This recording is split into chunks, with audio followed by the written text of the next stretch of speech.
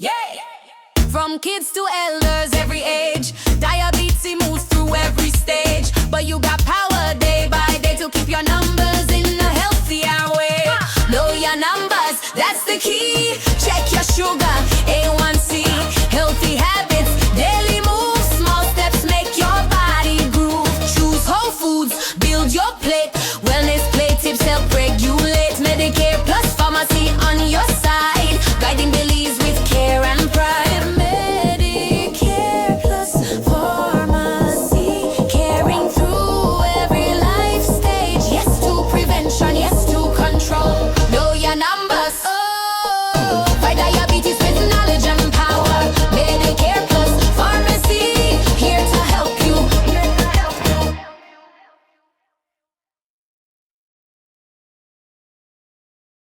Good evening and welcome back to another episode of The Learning Dose. Today I have here with me our partner in pharmacy, Miss Jolene Fernanda. Guess what? Today is World Diabetes Day. Every year, World Diabetes Day is celebrated on November 14th to commemorate the birth anniversary of Sir Frederick Banting. He is the scientist who discovered insulin, and insulin is essential for controlling diabetes. This year's theme is Diabetes Across Life Stages. This is to really take a look at persons with diabetes and really look into their access to health care, to build supportive environments for patients with diabetes, and also to look into policies that promote health and also self-management.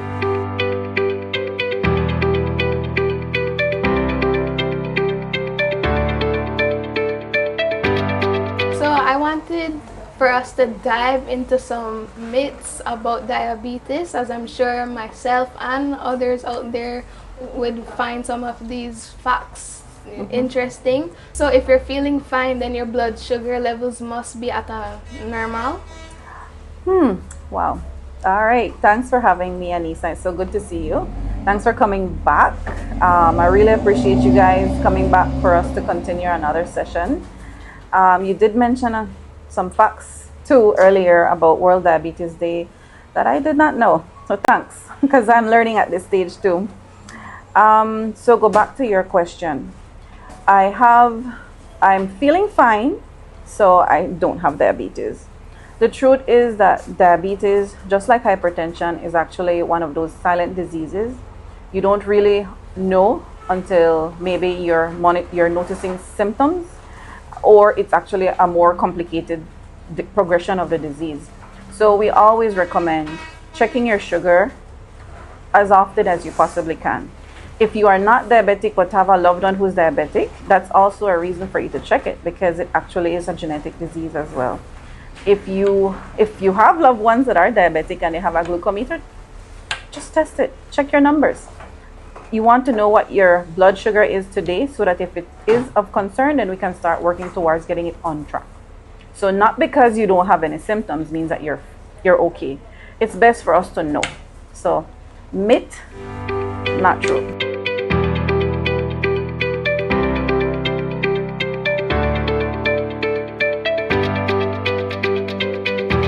Okay, so thanks for the clarification on that first point. For our second one, our next myth is that sugar alone causes diabetes. So like your ice cream, your cake, you see with our Christmas season, that after the Christmas season, people will be like, oh, but I only ate half of the Christmas cake. Okay, so that one's a little tricky, right? Because you would think it's diabetes, so only the sugars would impact your glucose, but that's not the truth. Normally, when you're having your meals, it's always encouraged that you have a balanced diet. Your plate is colorful, like they say. Why? Because we need the fiber in our meals to help combat all the glucose that we're absorbing, or the carbs and the sugars that we're absorbing from the food. So we always encourage customers, encourage patients, remember that your meal is the nourishment you give the body. So what you put in is what's actually going to affect the body.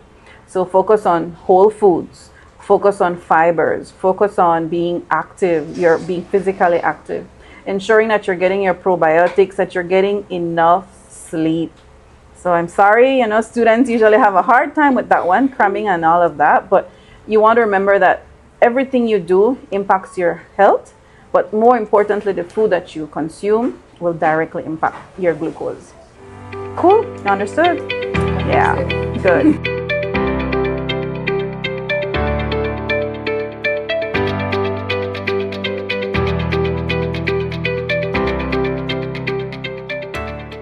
So now we have our third myth.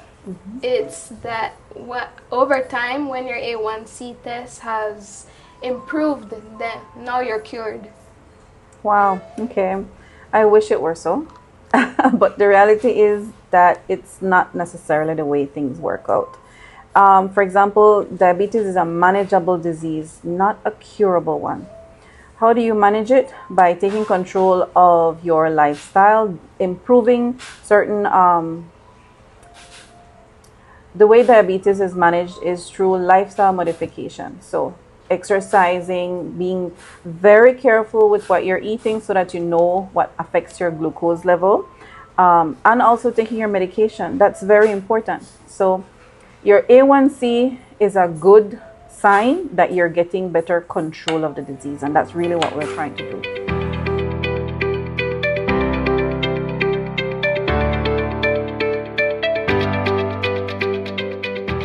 All right, so we just spoke about A1C, and I know most people are going to be like, what is A1C?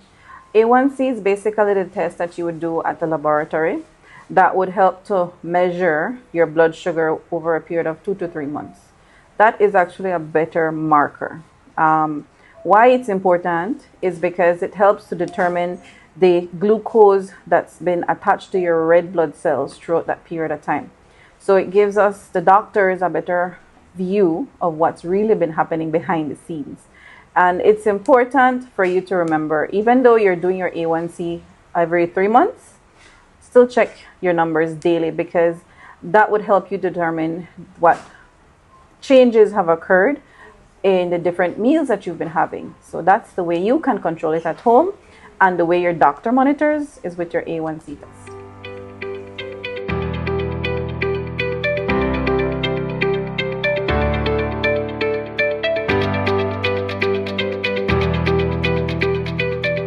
So let's get into our fourth point now. So another myth is that pre-diabetes isn't serious. Let's just wait and see what happens. Yeah, I've heard that too. But the reality is that it's not so. I like to explain to customers, it's like if your engine light came on in your vehicle. You might say, I can still run and drive. It's okay, I'll get home. But if you don't look after it, eventually that could create a serious problem. Similarly with diabetes, it's a warning that there's something you need to start to adjust. Looking at your numbers, looking at your diet, including more physical activities, so that you can take control so that it does not develop into diabetes. So take the warning and let's get you on the right track.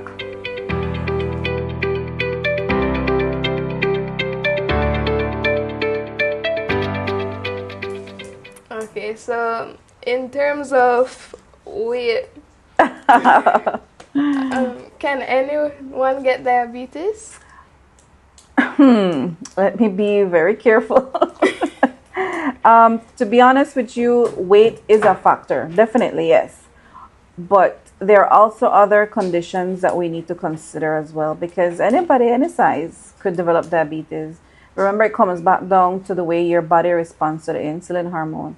So we could have it, you could, I could. It varies on what we do in our lifestyles.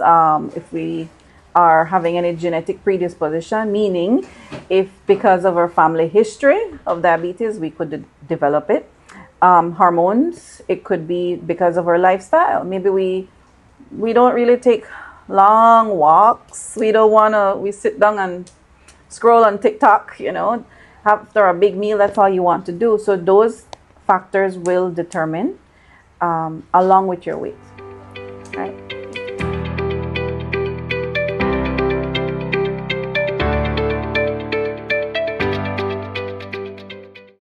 It's been very insightful to hear facts come from myths. So let's jump right into our sixth one.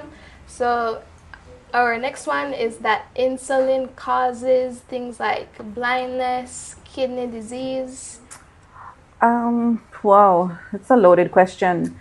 And the truth is that the insulin or the treatment used for the diabetes doesn't cause kidney failure or organ failure. The reality is, whenever the blood glucose is high, the blood sugar is high. That's what causes the complication. Insulin itself is a life-saving treatment. Even the diabetes medications, they're all life-saving treatment that help to protect the organ. So the more consistent you are, the better results you will see.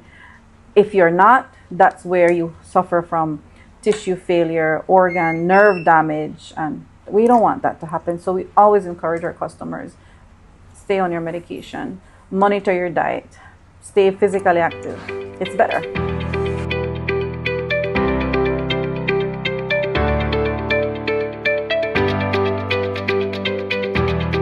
I want to thank Anissa for her wonderful job. She's usually very shy, but she did a really wonderful job. She did. You guys mentioned about blindness and kidney failure. I had another question. How about the myth that people are saying that the diabetic medication damage your pancreas? Hi, Brown. How are you? Good. Good. All right. So, okay, the truth is, it's not the medication that causes it. It's when you have uncontrolled blood sugar. So we want to get that under control so that we can prevent this from happening. All the medications that are distributed in the pharmacy, they're all FDA approved, meaning that they've all gone through their own meticulous evaluation to make sure that we know the side effects, we know what it's doing, we know the dosage that works. So once your doctor prescribes that medication to you, you have to trust them.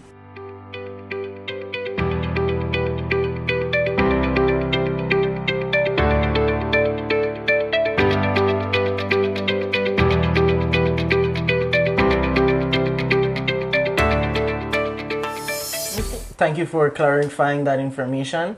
Another myth that I've heard a couple of times is that you have to completely avoid fruits when they say you're diabetic. Ouch.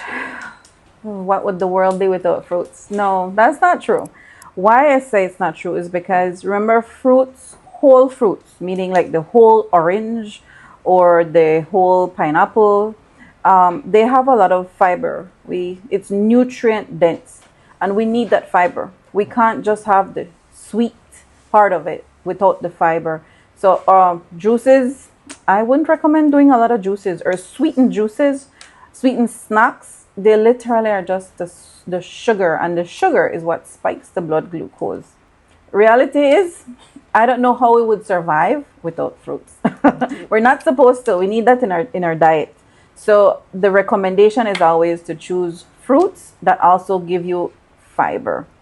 Fiber is the key because it helps to limit how fast the blood glucose goes up when you eat the fruit. So if you're going to have orange juice or eat the fruit, always choose the fruit. It's going to give you the fiber we need. Okay, thank you. You burn my chest because I love my grapefruit juice. Right? It's grapefruit. There are actually some medications that treat diabetes that you should avoid using or consuming grapefruit. So always remember that tip. Ask your pharmacist first. Okay.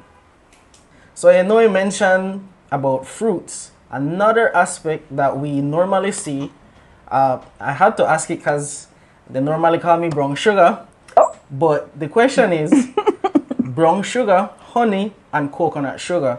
Okay. They say that diabetics, these are healthier for them. All right, brown sugar. Okay, so the truth is they're all sugar, and the sugar will impact your blood glucose level. So I kind of want to go back to the first one that we spoke about, the one we spoke about earlier, which is if you should use one over the other, you have to go and check your numbers. We want to make sure that you can use your glucometer. What was your body's response to that brown sugar? Or when you switch to white sugar, which, we want to know the numbers because my body is different than yours. And maybe when I take 1 teaspoon of brown sugar in my tea, it won't affect my blood sugar. But if you try using it, bad business. So that's why it's good for you to monitor individually using your glucometer, keeping a little note so that you know for next time. Prefer to substitute it with one that won't have that direct effect with your blood sugar numbers.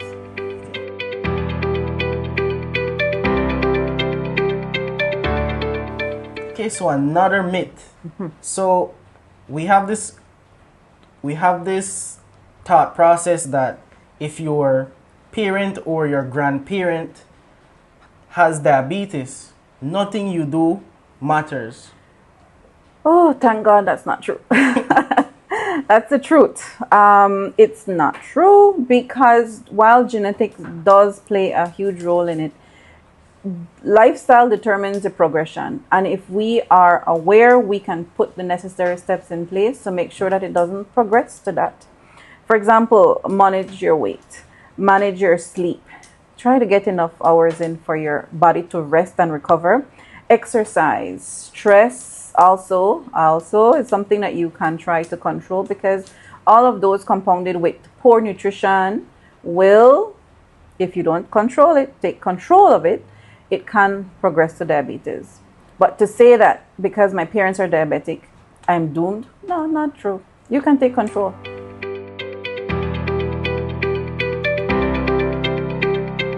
So another question. So my granny, she has diabetes, Okay. but I don't have diabetes. Okay. So how would I know that I'm on the right track? How would I know that if I'm insulin resistant or not? Okay. If we can dive back a little, your grandmother is diabetic, so then it is already something that's genetic already, predisposed to it. Now, we've been noticing more and more that even children developing insulin resistance, young people, teens, and that's something that we really want to take control of because while it's already something genetic, we have to get a hold of it early so that we can control it and prevent the progression to the disease, or at least so that we can delay the onset to longer in life. And how you do that? You want to know if you're insulin resistant, if you're pre-diabetic, check your numbers. You know the song, right? Check your numbers, your A1C. But the truth is, if you know your numbers, then you can take that control because then you can understand, all right, avoid certain foods, or if I do my fruits, take one that's high in fiber, or if maybe perhaps you are working in a job that has you sitting down for a very long time and your glucose level is high, what you need to do, go for a walk. Instead of sitting at your desk to have your lunch, take a walk. You want to include exercise. Start to monitor your stress levels. If you want to do therapy, meditate, journal, you want to put all the necessary things in place so that you don't progress to pre-diabetes or later on to diabetes, right? And if you're not sure, please stop by your pharmacy, your friendly pharmacy, your best pharmacy, whichever it is that you want to go to, or your pharmacy student. I know you guys are well versed with this information now, so please, if you know anyone who's concerned and they want to know more, talk to them about it.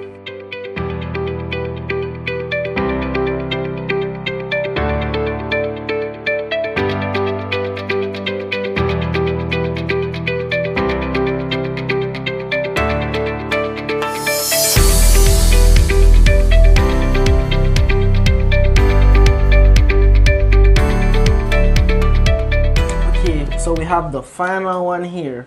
I know you mentioned a lot about checking our numbers, but there is a myth that you don't need to check your numbers when you're on the medication. Not true. Well, the honest truth about it is that if you're not monitoring your numbers, you're literally just doing guessing work. Why is it important? Because when you're on the medication, it will do what it needs to help bring it down. But if every time you're eating a full Lychee. Okay, let's use your favorite fried chicken. Every time you're eating your fried chicken and you drink your medication, all it's doing is trying to manage what you have right now. But it might still be high. So what you need to do is, if you want to enjoy your fried chicken in peace, check your sugars. Check your numbers, sorry. When you check it after, you might realize, okay, it went up higher than I ever expected it to. So then you know you can't have the full portion of lychee or your fried chicken. You can only have maybe a little piece of leg. But we want to make sure that whenever you're eating, you're eating and consuming the right substance, the right nutrients, so that you can, with your medication, get a better control of it. Right? So your numbers, again, vary from person to person.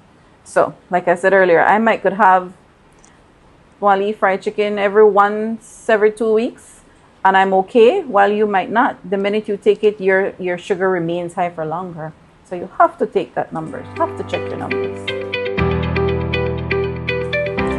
Thank you, Miss Jolene, for busting all these myths that we have here. It's truly appreciated. We want to thank Miss Jolene as well, as she is a valued partner of the UB Pharmacy Club. We also want to thank her for using her wonderful facility that is conveniently located in front of the Belmopan terminal. So you have to pass when you come and leave.